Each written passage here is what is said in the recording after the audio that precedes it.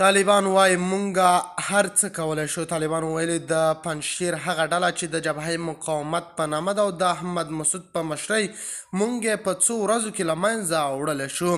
خو غواړو چې د خبرو له لارې دا مشکلات حل کړو.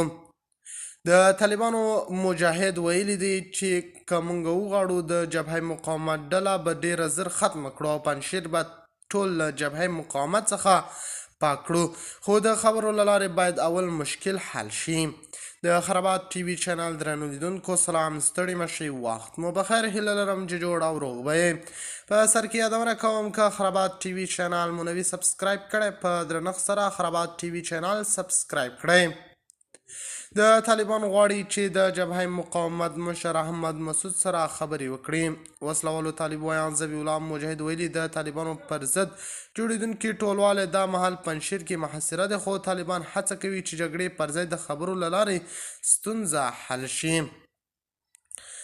د جبهه مقاومت ډلې مشر احمد مسعود او نه ډلې تر دې مهاله کوم څه ویلي دي، خو طالبان وایي چې جبهه مقاومت یوه که څو کسان یې رامسیره کړي دي او غواړي چې د خبرو له لارې ورته مشکل حل کړي.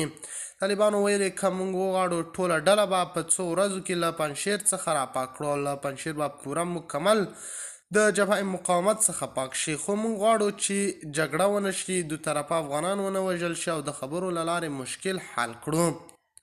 تر دې مهاله جبهه مقاومت د دغه محاصره کسانو او نور داسې د دوی خبرو ته کومه اندېښنه او یا هم ځواب نه دی ویلی.